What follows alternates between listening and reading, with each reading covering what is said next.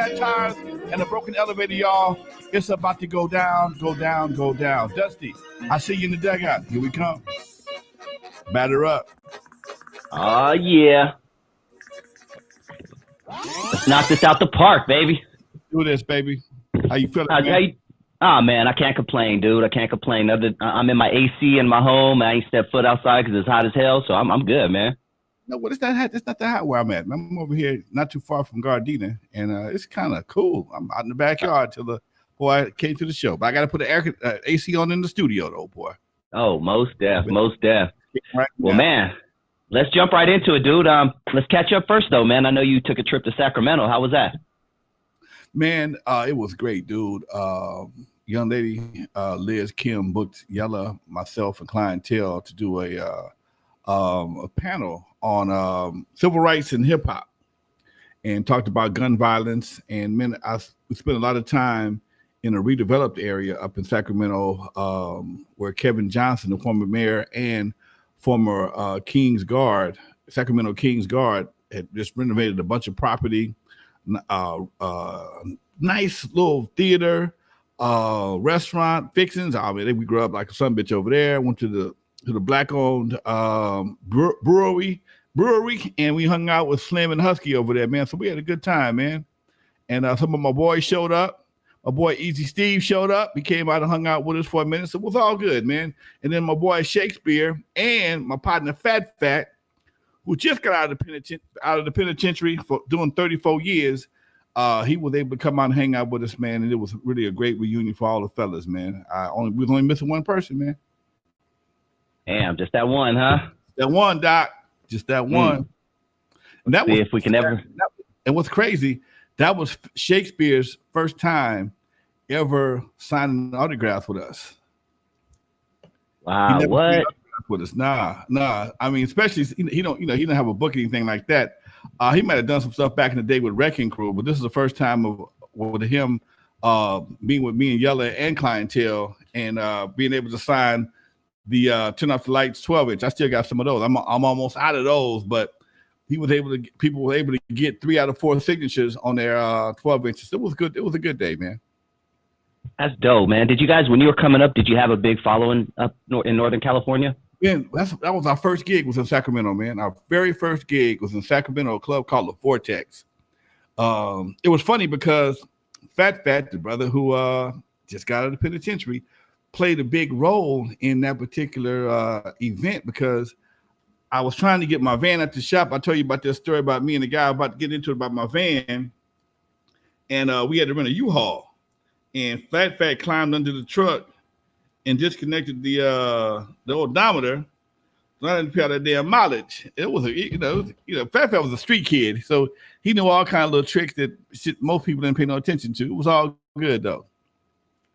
That's dope, man. That's dope. Welcome home, Fat, man. His story is amazing. Check out the interview Lonzo did with him in the archives. I'm bringing him back tomorrow. We're doing another one tomorrow, man. Nice. Another one tomorrow, Doc. He got some more stuff he wants to share with the folks, and we're gonna make that happen. You know what? Someone else I wanted to jump in with you, but I was busy that day, is Swamp Dogg. How did that go? You know what? I went to his party. It was great, man. I didn't make it to his concert. I had to catch a plane, had to be up at 3 o'clock in the morning to get ready for that. By the time I looked up, it was about 9 o'clock. I said, I ain't going to make all this and still be worth for them to get to Sacramento. But it was great. I went to his party, man. And Swamp Dogg for a blues singer, his following is predominantly white. And it's amazing, man. It was predominantly white. And I went to his backyard. I forgot about that. I turned the corner and went to his backyard. Like, damn, that's right. Swamp Dogg has a big white following, huge. It was nice. It was maybe five black people there. Okay, interesting. 2 of them was Swamp Dogg. 1 of them was Swamp Dogg. Damn. Yeah. Now, explain, because you introduced Swamp. You talked to him for a few minutes and posted it on your channel. You said you're the godfather of West Coast hip hop, but you introduced him as what? The grand godfather. Okay. Why do you think he has that title? Because if it wasn't for Swamp Dogg, it would be no Lonzo. Swamp Dogg put me up on all my knowledge. I mean, he took me under his wing, and we laughed. I was funky under there, but he took me under his wing and taught me 90% of what I knew, I learned it in record business in the very beginning. And he told me to watch out for certain things. And sure enough, the things he told me to watch out for, they came to fruition. And he just demanded the record deal. When you go to a major, Lonzo, they're going to put you on the shelf. Right now, you can drop a record whenever you get ready to. When you get to the major, you got to wait for them. And if artists come out bigger than you, they're going to push you back. And he showed everything he said came true, Doc. So that's much respect. That's dope. And you were young at that time, but you had good people around you, older men, guiding you and things like that who are already in the industry. But what is one thing that you may not have listened to and you had to learn the hard way when it comes to the rap game or the hip hop game or the music game? Oh, man, you know what? Don't want to sound like I'm perfect, but I pretty much heeded to all. It was hard for me to disseminate the information to my folks because they didn't have the same information I had. So the game I got, when I tried to share it, it met resistance. So I can't say, but they always said, don't spend up all your money. Didn't spend up all my money. Buy you a house. Bought a house. I pretty much did what all the old schools told me to do. And he said, whatever you do, don't sell your soul. And I still got it, as far as I know. That's dope, man. Yeah, and if you have any comments down below or questions for the Godfather, please comment down below. I'm copying and pasting all that, and we're going to get to all that tonight. But there's a couple things I want to get out of the way because it's been a big week for you. You were on a very popular podcast. This is your second time, and the first time you were on it, I think he was on episode 11. Now he's pushing 268 or something like that. But the legendary Tony A. How did that Rhodium Radio interview go? Man, me and Tony A always have a good time together, Doc. We have a great relationship. Although we had come from two different cultures, we understand each other. He asked me some questions. I was able to get some things out that that was kind of on my mind, and I told him a lot of stories that he never heard before. It's always good with Tony, man. It's always good. I watch his podcast from time to time. And he started around the same time. He's got quite a few more numbers, but it's all good. Ain't no jealousy. And he giving me game all the time about, hey man, do this, Lonzo, do this. And that's the only thing that I need to probably need to give me some more sponsors. My ass be so busy, I ain't got time to call nobody.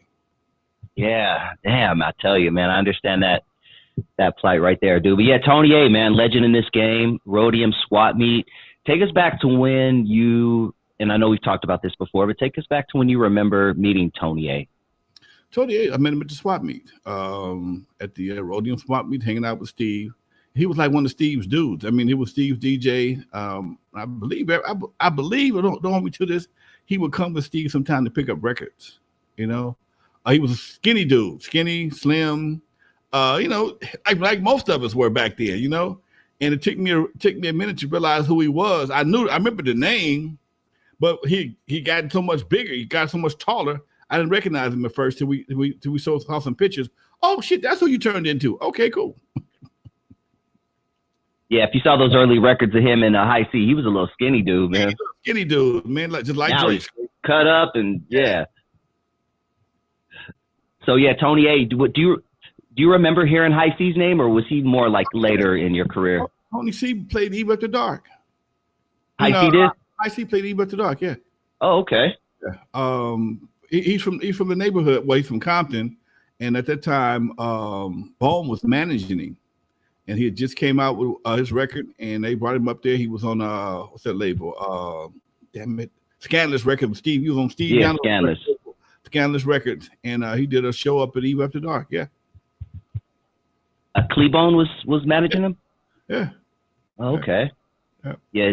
One thing I remember him getting a lot of slack for is people comparing him to Eazy-E because of his voice, short guy, Do you think that was one of the reasons why he didn't, he had a couple of hits, but, maybe that he didn't get as far as he probably should have?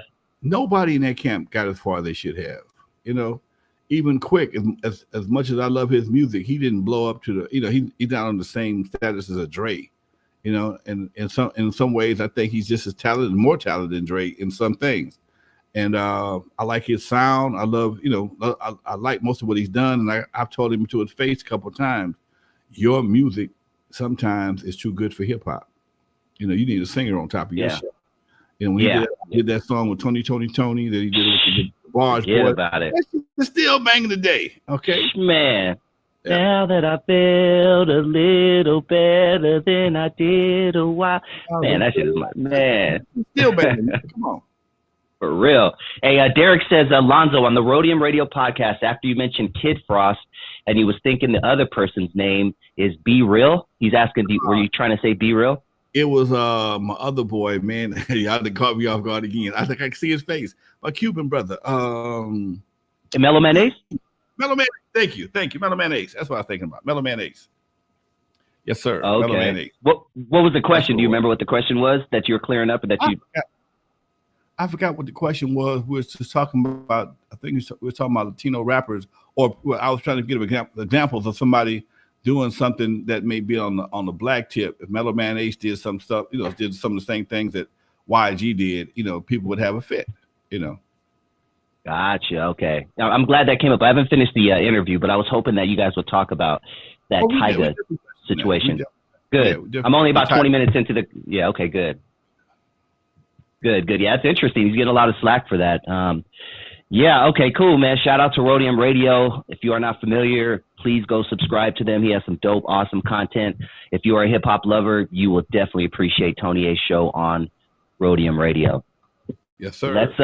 Let's keep it pushing. Man. You know what? In that interview, I have a couple of questions for you as a hip hop nerd. So I would love to know about these two situations, because I don't think we've ever talked about them personally. Maybe we have, but I don't think we have.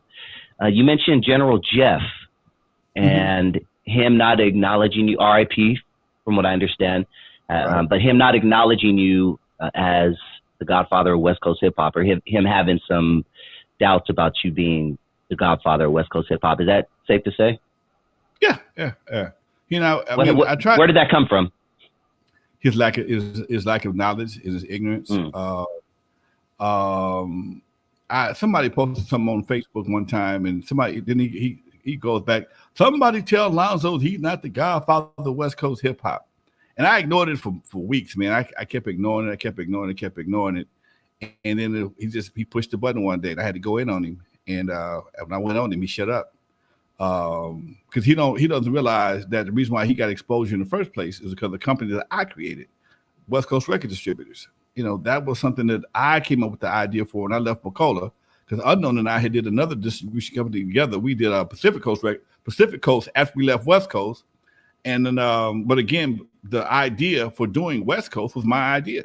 And I'm the one that put everybody together and presented it to them and made the drive down to Palm Springs and made all the connections. And that's the reason why Rodney O and Joe Cooley was able to come out, because of West Coast Record Distributors.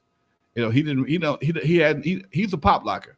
And some people at one point, some people in this game, especially now, because they're talking to people who are so much younger than them, they don't know, the people who they're talking to don't really know the history.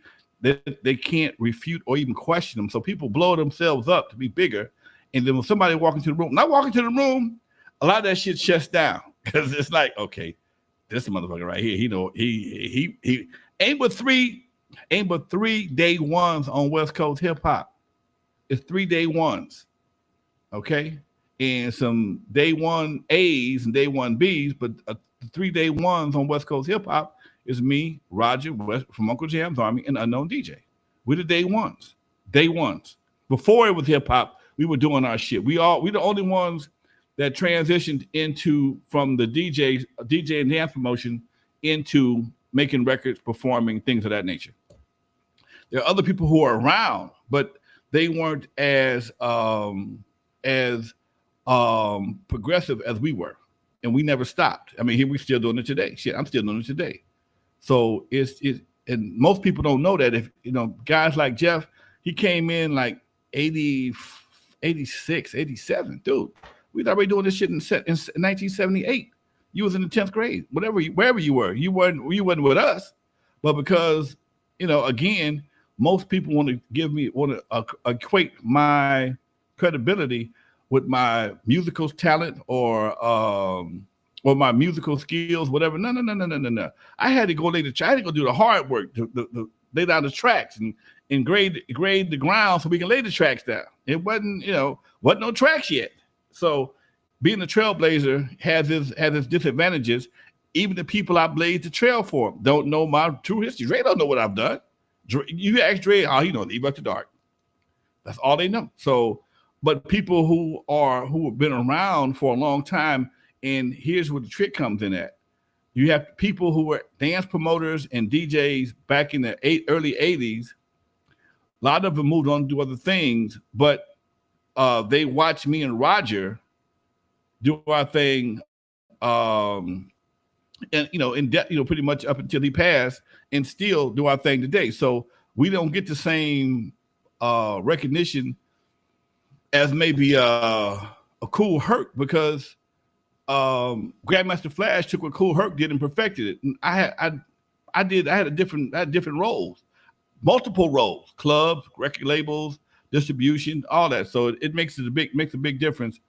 And most folks don't know. I don't even think Jeff ever been to my house. I can't recall him ever been in my house. So if you've never been to my house and you're in hip hop, West Coast hip hop, you don't know nothing. Okay, you never been to Lonzo's house and you wasn't call yourself a West Coast hip hop anything in the 80s. You never came to Lonzo's house. Your credibility is minimal, because my house and my clubs were the focal points of West Coast hip hop in the early days. Yeah. Man, there it is. Straight from the horse's mouth, man. How did West Coast distributors come to be between you, Egyptian Lover, Rudy Pardee? How did you guys even think that big back then? Well, I was the last one to leave Macola. Egypt came through. He left first. Rudy left second. Me and Unknown was still there. I left for a minute, went to Epic, and I came back. Macola had the new friends, and he was kind of struggling, and it was only a matter of time before he went out of business. And because I had record distribution experience prior to coming to Macola. Again, my last job was working for a record distributor. That's what I did. Sold records on the phone. So I had that list. I was already established here in the city with the VIPs and the Magic Disc and everybody selling records already locally. So I knew the game. I'm selling Swamp Dogg and turned me on to everybody nationally, the Associated Records, Selecto Hits, Schwartz Brothers. I was already billing these guys. So back then it was basically a matter of creating a record, boxing the record, shipping the record, billing the company, and getting the money. And that's what it was. But again, because the four of us, Dream Team, Egyptian Empire, Crew Cut, and Techno Hop, were the big boys at Macola, it only makes sense for us to do what we did. And when I brought it to them, they didn't get it there first, but they thought about it. And once we had everything in order, Atrid and I made all the runs to make everything happen. I took them, hey, this is what we got. This is what we can do. And we all went to Steve Shelton collectively, and that's when he gave us a $25,000 line of credit, each one of us. Well, we had $100,000 collectively. Met with Georgia CRD, California Record Distributors down in Burbank, and it was a unique deal, but it worked. And we didn't have a whole bunch of money to make it work. What made it work was our label credibility and our record selling ability. Rudy had success with LA Dream Team. He came out of West Coast with banging with JJ Fad. Egyptian Lover was already selling records with his label. Then he came out with Rodney and Joe Cooley. Unknown was doing his thing. He dropped Vanilla C and King T over there. And I came with the Compton compilation. So we all came with bangers. We was already hot, so as opposed to somebody making us hot, we knew we had at that time, we had our finger on the pulse like nobody else. And later on, other labels tried doing the same thing. They didn't have our same magic touch. We was already hit makers. We weren't just labels trying to hire artists to blow them up. We were artists that was blown up, that was bringing other people on, putting other people down. Okay. And you know what? I'm glad you said that name, because you also mentioned that name during the interview with Tony A. Vanilla C. I don't know much, if anything, about Vanilla C. Can you talk to us about Vanilla C? Vanilla C was a young lady that was on the Compton compilation, and she was a tight rapper, very tight. She was off the chain. My boy Charles Turner picked her up. He gave her a single deal through his company, City Fresh Records, and then later on, Unknown picked her up and did a deal with her also. And she was hot for a minute, but she never got the breaks that she really deserved. I mean, her talent, it was much harder back then to break a female artist, especially if she wasn't taking the clothes off. And that just made it, that much more difficult. Yeah, cute girl too. I'm looking at her video. Is Vanilla Don't Play? Does that sound familiar? Yes, sir. Okay. Yeah, never heard from her. But yeah, she doesn't look like the type to take her clothes off. But damn, dude. Vanilla C, man. Do you know if she's still around or maybe not doing music? But okay. I haven't talked to her in a while, but some of the guys run into her. I think she lives out in Vegas now. I need to pop on. I need to try and track her down. I'm gonna look up on Instagram so I can find her. That would be an interesting interview. I would love to hear her side of things, especially from a female aspect. Yeah, she had a tight flow. She was a good writer, and Unknown did some good production for her. It just didn't take off. And you know what? That's one name who I wish he would do more interviews and things like that to get his story out there. But Unknown, for you to say that he was one of the ones at the beginning, that's just so huge when it comes to West Coast hip hop. And I wish he would capitalize off that, but he's not budging, huh? I might get him on an audio interview. I want him to do a video. Yeah. Even audio, man, just he needs to, even if it's just him telling his story, man, he needs to, I don't know. I'm not telling him what to do with his life, but I would love to know his side of things too. Okay. We'll figure it out. Come on, Unknown. Please. Salute to the chat room real quick before we continue. Thank you guys so much for tuning in every Tuesday to this show and every Thursday to Legendary Connects. Make sure you hit that like button, hit that subscribe button if you're not subscribed, and most importantly, hit that notification bell so you can get alerted when Lonzo releases content. Let's see. Folks don't realize that DJ Unknown did a few tracks for Compton's Most Wanted. Yeah. Compton's Most Wanted was always shouting out Unknown back in the day. I remember that. And King T used to shoot him out a lot. We did their first album. That's right. Of course. Their first Compton's Most Wanted album. Yeah. When they were on the Compton compilation, he came to me, hey man, I want this group. Okay, cool.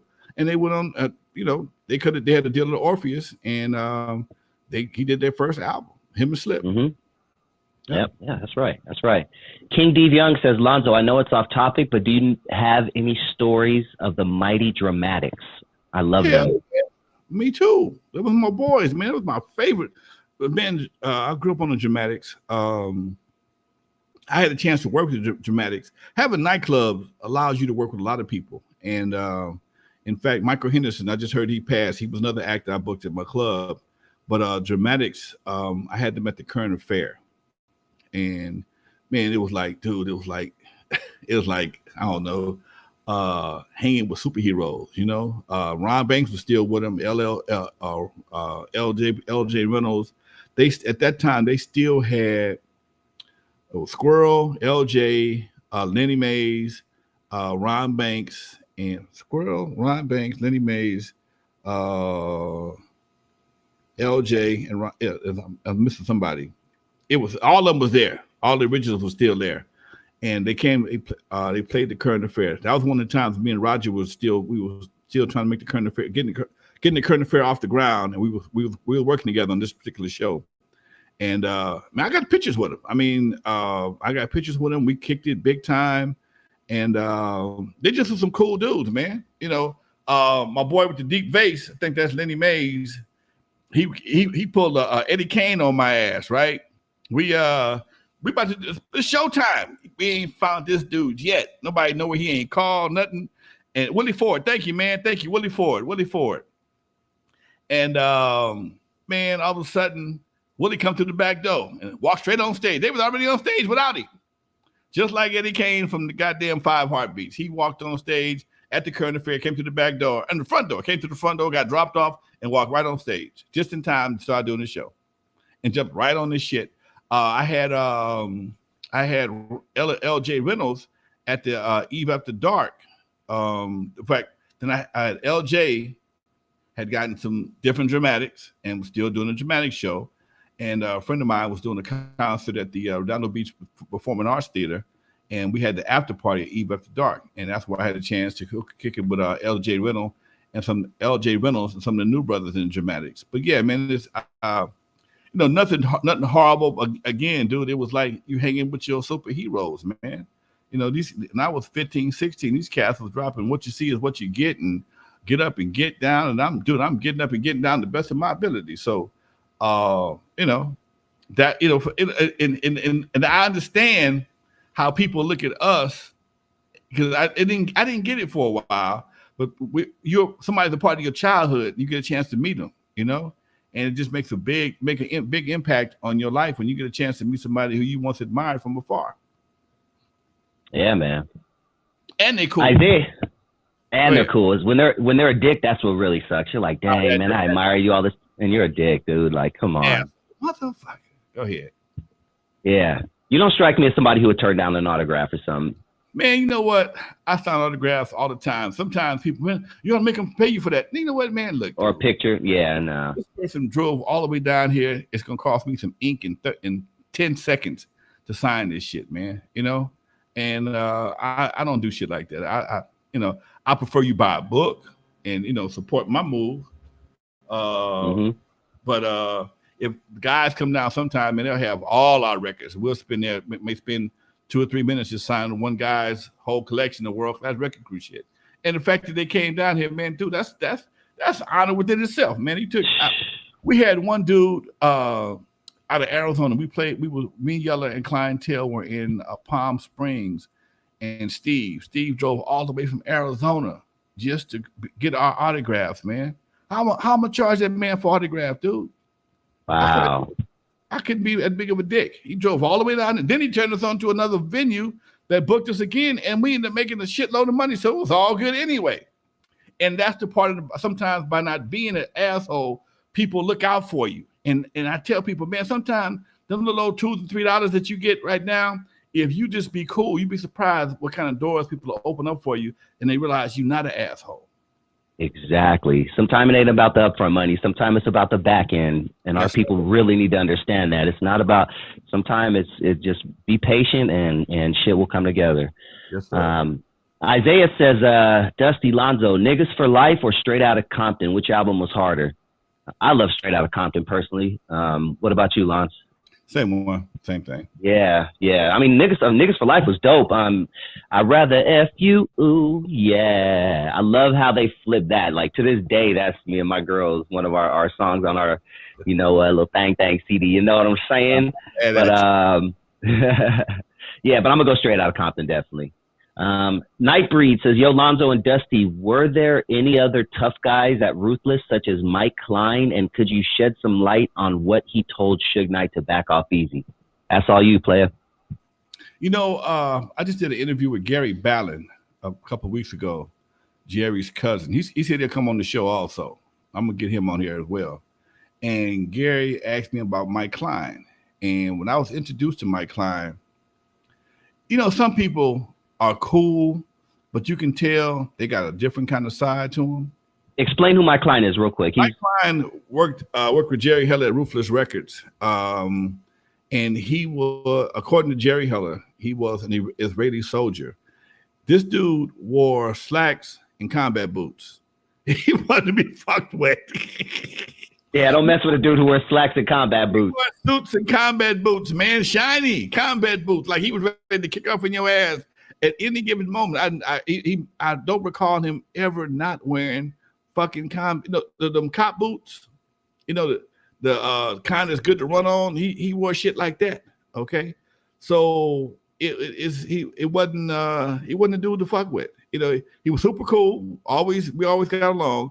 But Jerry, he explained he was I forgot the name of the Jewish organization he was a part of, but and I'm quite sure if you got different level of gangsters, when you talking about certain levels of gangsters, you have to realize, do you really want this fight? Okay. You never pick a fight you can't win. All right, that's just in the book in the art of war. Sun Tzu would never pick a fight that you not absolutely sure you're gonna win. If not, sit your ass down. Yeah. And Yep. when I saw Scandal, there was a dude on Scandal. As soon as I saw him, he reminded me of Mike Klein. That was Jake. Jake from Scandal. And I saw him. He came into the thing, and how the things he had to do, he immediately reminded me of Mike Klein. Yep. Wow. Now, what do you know, if anything, about what Mike Klein had to do with Suge Knight backing off Easy? Nothing. Yeah. Nothing. I just Do you know if there's any truth to it? Based on what I heard back in the day, and Jerry's depiction of Mike's connections and what kind of guy he was, it would be behooving to Suge not to push that button. Because he was more higher level security, and he was an executive too, but he also was a high level security cat also. Okay.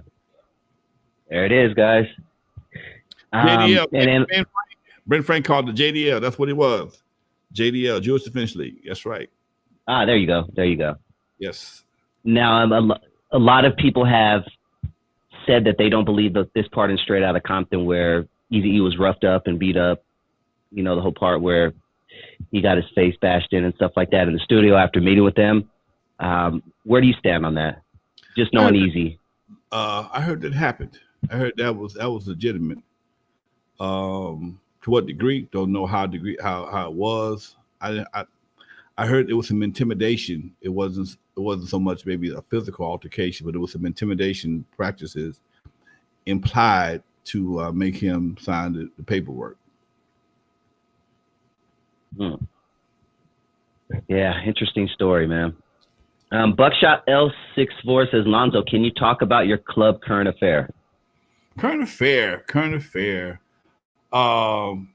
Got the current affair, I think, in like 87, 88, 98, 88, 98, 97, 98. It was something that I was kind of not really forced into it. I was talked into it. I was officially out of the club business, didn't want anything to do with the club business. And Roger from Uncle Jam's Army, he read in Billboard that me and Dre had settled a lawsuit, and I got about 40 grand. And he hit me, man, you ought to come up with it, open this club up. Now, Roger always wanted to run the club, but Roger don't have the patience for the club. He always wanted to promote a club, but never had the patience. Man, you could do it. You could do it. You could run the club. I could bring in the acts, blah, blah, blah, blah, blah. That's how we got to dramatics at the current affair. And when we first got there, I got the money from the settlement, and we had to go on there and start fixing shit right away to get ready to open up. And Roger didn't have any money at the time, and he was kept promising me he'd have the money for me after you do this Uncle Jam's Army reunion. And I'm spending money. I'm about 15,000 in, dude. I'm 15 racks in. I didn't paint it inside the building, put a dance floor in here. We did the bathrooms. Had to clean the kitchen. The club was pretty much just, it wasn't abandoned, but it just wasn't well maintained to my standard. So I had to go and make it look right because, that's what I do. And it started off real good because it already had a built-in clientele, had a band, an older clientele with a band. I mean, the band fell out because the band wanted to play a drum machine. The drummer didn't show up a couple of times, and he still wanted me to pay for the drum machine. Hold on, man, I'm not doing that. I'm paying for 5 guys. I got 4, and you want me to pay for the drum machine? Oh, and it sounded like shit. That's the bad part about it. It wasn't like it was a Prince situation. That shit sounded like had a little old 909 or some shit. Anyway, when it came time to pay the money, finally, Roger didn't come up with the money, and I had to pull the plug. Hey, man, after this right here, if you ain't got it, I got to go by myself. And he tried to make it up by bringing the dramatics over to the club. That didn't do a whole lot. It was good for that one night, but didn't do a whole lot for long term. And I stayed there, man, for about 6 years till I got to Hollywood Park Casino. And while I was at the current affair, Roger opened up a club at the Hollywood Park Casino called Brown Sugar. And people don't understand. He and I go back and forth like this, man. We going back and forth. And now he got me into the current affair.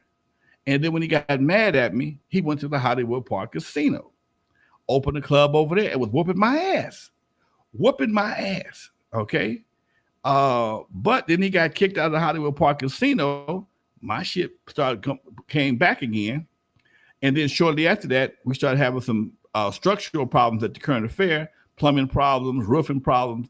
And because we were subleasing the building, the owner wouldn't fix nothing. So I make money on Friday and Saturday. I got to put it back into his building to fix the damn roof or do some. I'm like, fuck this. I'm ready to go. But just so happened, here's how life works out. Just so happened, my cousin, who worked at the Hollywood Park Casino, worked for the general manager. He was assistant. He was vice president. She was my waitress on the weekend, his assistant 5 days a week. And she would go back to him and just be talking about how the club was doing and my cousin club is doing, blah, blah, blah. And one day out of the clear blue sky, he says to her, hey, tell your cousin, if he ever wants a club in the Hollywood Park Casino, give me a call. Well, goddamn it, I started dialing, okay? I'm tired of spending money on somebody else's building. And sure enough, we cut a deal to go to the Hollywood Park Casino. And as soon as I did, me and Roger fell out again. He hadn't been in that club for 18 months, but he was mad because I was in that motherfucking club, okay? And I mean, it was a whole nother situation. And again, people who don't know the ins and outs of our relationship, accuse me of hating on. I'm not hating on. I'm telling you the story, okay? Unfortunately, he's not here to tell his side of the story. In fact, speaking of the dramatics, when I was at the Hollywood Park Casino, one of my clients, my accountant, he had a client that was doing a party for the dramatics. She loved the dramatics. She had booked him, paid him a full fee to play at the Shalimar on Crenshaw. Mavericks Flat. Okay. Well, my accountant said, go see my boy over at the Hollywood Park Casino. Maybe I can work a deal over there. And we did. She comes over to see me, sees the club, meets me, understands I know how to promote. She started giving me money. She gave me like $4 or $5 grand that day to bring the dramatics from the Maverick Flats to the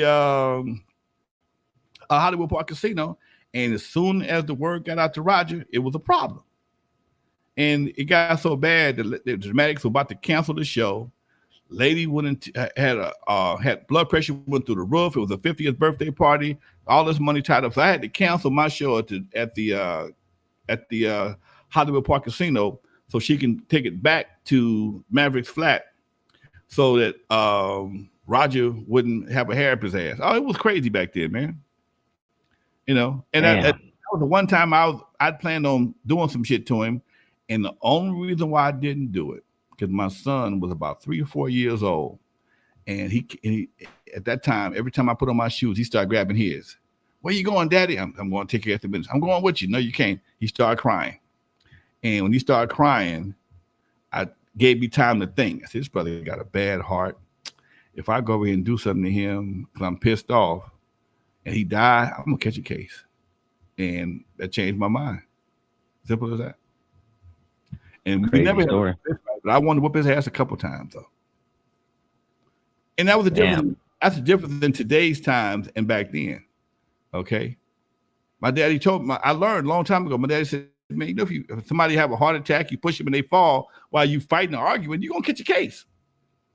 That's the case. If somebody has a heart attack while you fighting with them, you could be in a heated argument depending on the circumstances, and they have a heart attack while you're having an argument, you can catch a case. You got to go defend yourself against the law saying, hey, man, it wasn't that serious. I didn't know he had this. We were just arguing, and he dropped dead. Well, did you hit him? Blah, blah, blah. No, I didn't do that. You might get away with it. But if you touch him, and this is what my lawyer partner told me, if they die within a year, you can catch a case. Damn. Mm-hmm. One of my boys that I was doing my podcasting classes over on the internet during the pandemic. One of my boys said one day kept him from going to jail for life.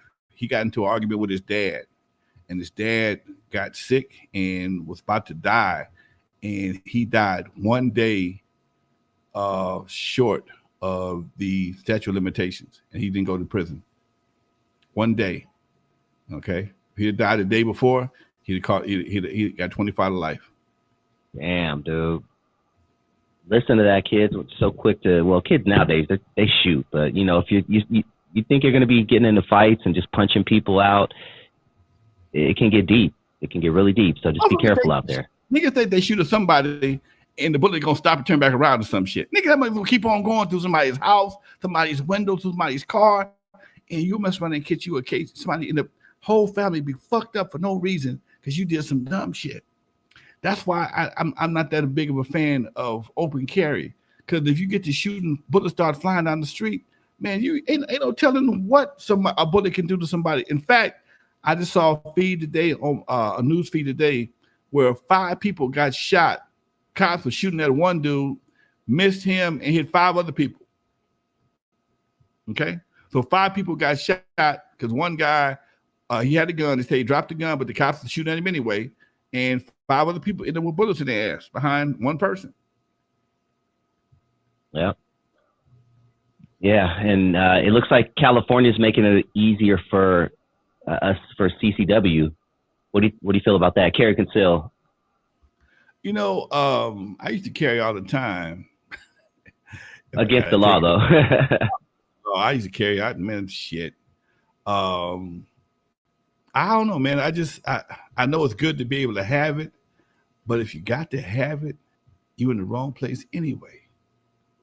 Yeah, like I don't feel comfortable going to Food for Less with a pistol on my hip. It just seems so weird. Like, yeah. It's almost like they trying to almost they condoning mass shootings where you know it's okay to carry your pistol because somebody might start shooting. Man, what's wrong with us?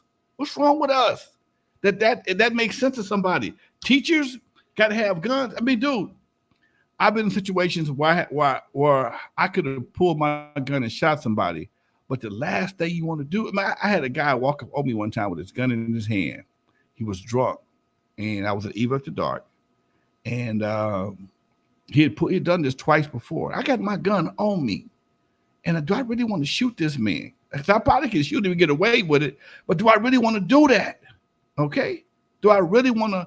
You know, he was talking shit. You know, and I know he was talking shit, and he flashed his little gun. I got my 44 on me. If I pull out this shit, we get to shoot. There's gonna be a bunch of bullets flying everywhere. And you know, he walked away, and thank God he did, and thank God because I had the gun had one of my guns in my pocket. I might have blew my dick off or some shit. You know, no man, it ain't worth the tip of my dick to prove. You know, but cats will take that as an opportunity to shoot somebody. And back when in my day, shooting somebody wasn't a badge of honor like it is right now. It's almost a badge of honor. Like you remember your boy Kodak Black? Oh, I finally got shot. You know, man. Bro, please. I finally got shot. What's wrong with you, dude? You know, what's wrong with you, man? And that's some type of badge of honor to get shot. Mm-hmm. And you know what? I'm glad you brought Kodak Black up because this dude just stays getting arrested. He got arrested again this week. Did you hear? He got arrested with like 300 pills and $75,000. He was in a car with that. So, you know, obviously he gets arrested till they figure things out. But yeah, this dude just can't keep his ass out. Like if you've been in and out of jail as many times as he has, wouldn't you stay away from anything pills and anything illegal weapons? You would back in the day, but nowadays, nah. Because going to jail is no big deal. You know, going to jail is no big deal. You probably got a bunch of buddies in jail. If you already accustomed to alternative lifestyles and, you know, various sexual preferences, you know, you still can get surfaced in jail. If that don't bother you, it don't bother you. Okay. If it's not an issue for you, what the hell? I mean, you see videos sometimes of guys in jail partying, man, like they're having a good time. You know, if that's what you do, you got enough buddies in jail, I guess you can make it work. Man, did you hear that Atlanta DA or that Georgia DA, the female girl, the sister, is she said that more indictments or more gang indictments or whatever will be coming down within the next 60 days, just like the Young Thug thing? I heard that. I heard Yeah, that. she ain't playing, man. Well, you know what? Here's the part that people take for granted. Everybody, so for some reason, all the lawmakers have gotten kind of soft. We've been so hard, 3 strikes, and all these other people going to jail for life for stealing pizza and shit like that. You do during the 80s, early 80s, shit got so crazy. They came up with all these hard ass laws to try and deter people, and they slowed a lot of shit down. But a lot of people got caught up in the net unexpectedly. Okay. And they, you got a felony, you get caught the third felony, bam, you got to go got to go to jail for life. And that shit, that's some hard shit to do. That's unfair. Okay. Then they loosen the reins too goddamn loose. Okay. So now you got people running up in stores, damn near with calculators, trying to figure out how to steal just under $900 worth of shit, so they ain't got to go get a felony. Okay.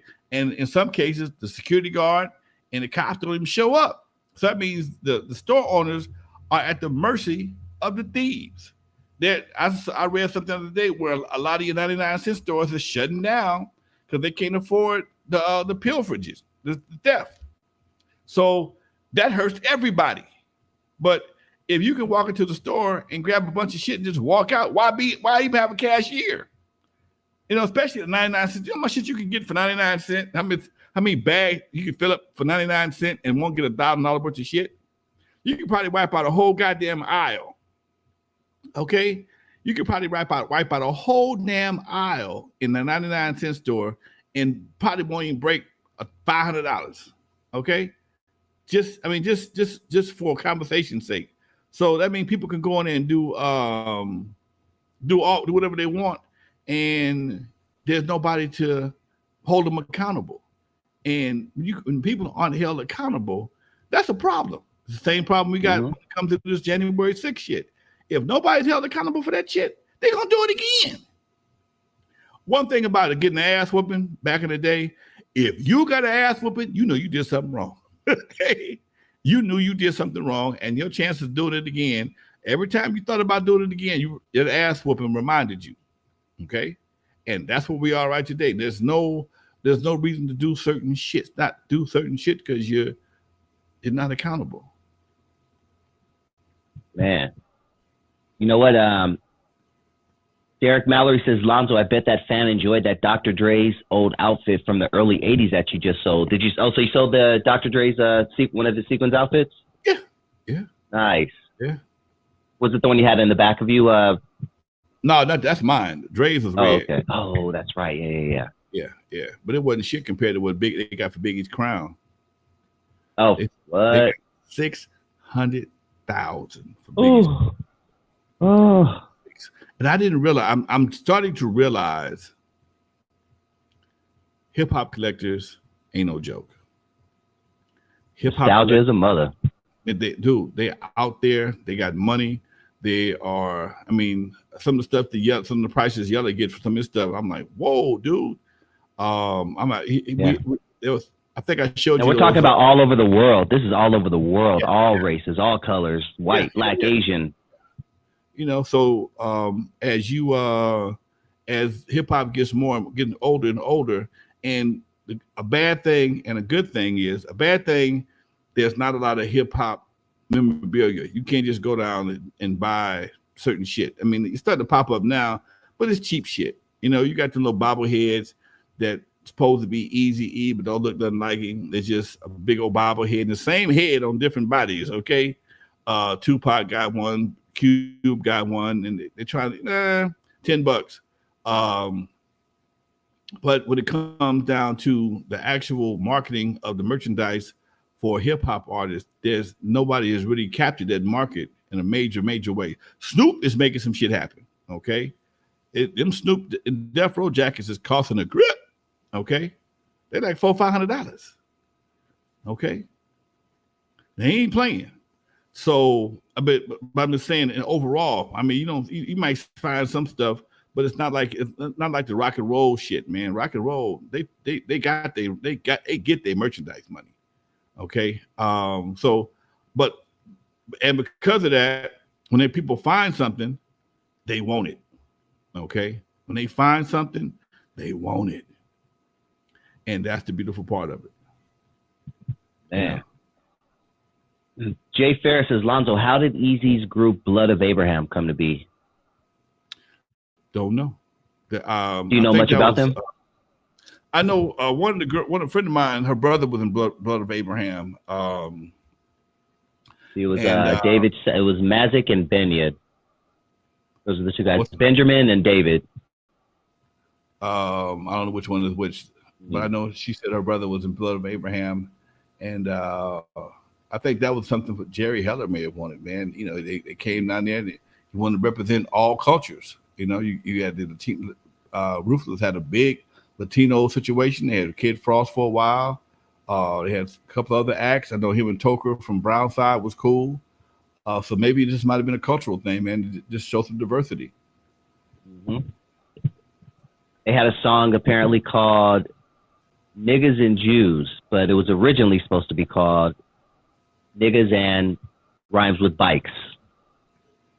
Okay. Is that what I'm saying? And apparently that ain't flying, right? That ain't flying. Here's the part that I never seem to understand. How is it that you got to change bikes, that word, but you can still keep niggas? I never understood that. Thank you, man, because we accept that shit. You know what? And I said that in Sacramento the other day. One of the reasons why the hood is the way it is, because we accept it. We accept drive-bys. We accept trash. We accept inferior schools. We accept. We protect the gangsters. You know, we've been convinced that if you report a crime, you're a snitch. Well, basically, as I said this in Sacramento. Sacramento was going through what they call a gentrification. Gentrification can be determined by a couple of different ways.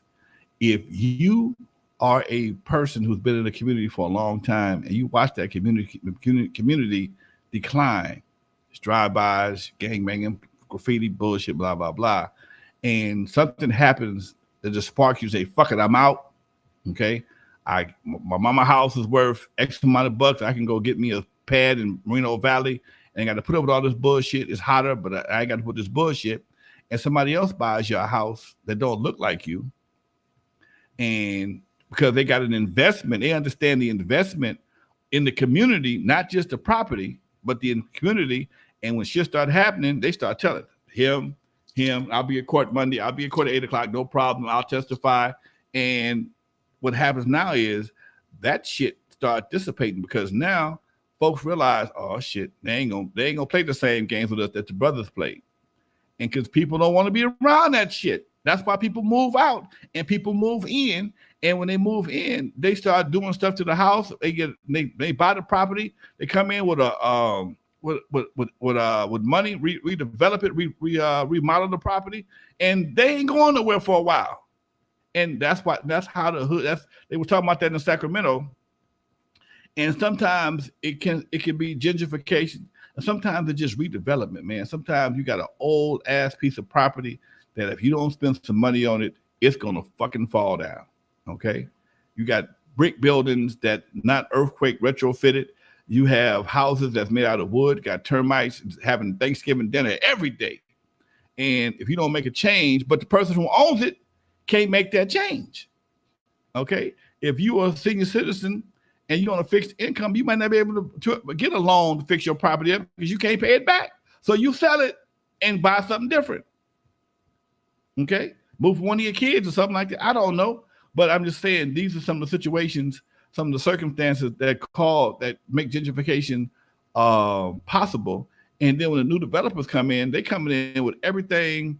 They coming in everything high as hell. Wood done went up. The cost of labor done went up. Land done went up. So you can't sell a house for $200,000.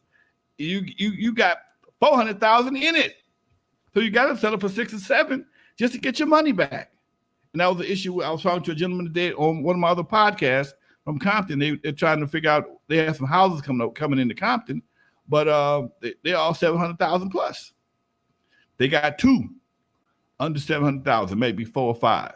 Okay, but even that can be hard to qualify. You got to make 100,000 plus to qualify for that type of loan. You got damn near make $80,000 a year just to get a fucking apartment.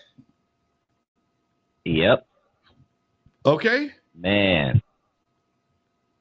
You got to make a grip just to get an apartment, qualify for an apartment these days. Crazy, bro, especially in LA. And your rent goes up every maybe might go up every year. Thank God when you own a piece of property, if you have a fixed loan, your house note won't go up. The cost of keeping that some bitch standing up might go up because you're gonna need roofs and plumbing problems. I need some shit done in my house right now. You probably got a good plumber. Anyway, it's just that's the pros and cons of ownership versus renting. You're a homeowner, right, Dusty? Yep, I sure am. Yeah. So I know exactly what you're talking about. Yeah, that shit's on you. If you ain't got the money everything. For a roof $20,000. Give a damn. Roof is 20 racks. Okay. I got to get my house painted. They talking about 6 or 7 for just to paint this son of a bitch. Okay. 6 or 7 to throw some paint on it. All right. So these are things that you have to, take in consideration. And if you're an older person on a fixed income, you ain't got that kind of money. You're an old lady, husband gone. You getting this pension, but you can pay the note, but you ain't got a whole bunch of extras. So if somebody, makes you an offer and your kids to come live with us, granny, shit, usually that house gonna go up in value, and that's your retirement money, and that what you paid for it versus what it's worth now is enough for most people to retire on. Okay, and live comfortably with somebody or in a retirement situation. So the people that buy it probably ain't gonna look like you because they can't afford to do they can't afford to buy it to what you did. These houses that was shit 15, 20,000 back in the 60s and 70s, it's 700,000, 800,000 now. Yep. Learning that game tonight, ladies and gentlemen. We got about 5 more minutes. What's coming up on Thursday, Lonzo? Man, don't know. Right now, one of my boys is trying to get me, Curtis Blow, and Dr. Dre back on Clubhouse. We were on Clubhouse 2 weeks ago. Yes, 6,000 people tuned in the Clubhouse listening to us talk. And that was all impromptu. It was all impromptu. They hit me up. I was just so happened I wasn't doing nothing that afternoon, and I was able to chime in. And by the time we chimed in, at the peak of the conversation, we had almost 6,500 people on the call, and he wants to reenact that again because some of the things we said, we didn't promote it. It was just something we just did. So I guess when you got some OGs talking, people like listening. Yep. King D says, man, 7 o'clock comes fast when you're chilling with Lonzo and Dusty. Man, now I got to listen to my girl.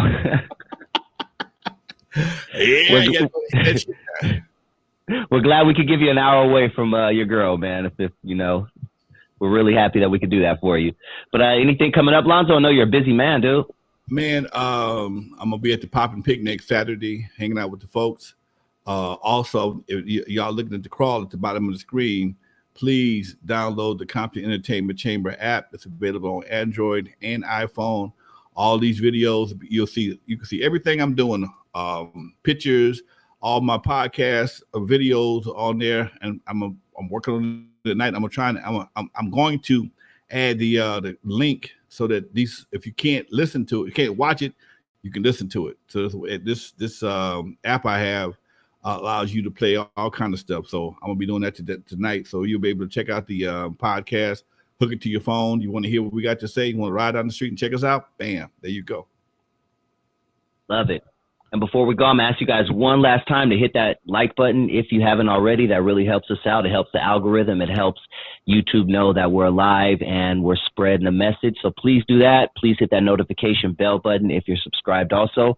And if you're not subscribed, please hit that subscribe button every Tuesday, 6 p.m. Pacific, and every Thursday, same time pretty much, Lonzo, right? You guys kind of change it up a little bit sometime. Every once in a while, we had to flip it up a little bit.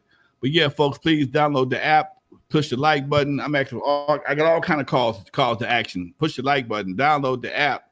download the Homegrown Media Network, all that stuff, folks. We making some things happen over here, and we appreciate your support. All right, Dusty, much love to you, Doc. Next Tuesday. Until then, we are out of here, folks. Y'all be good. Peace. Peace. Peace.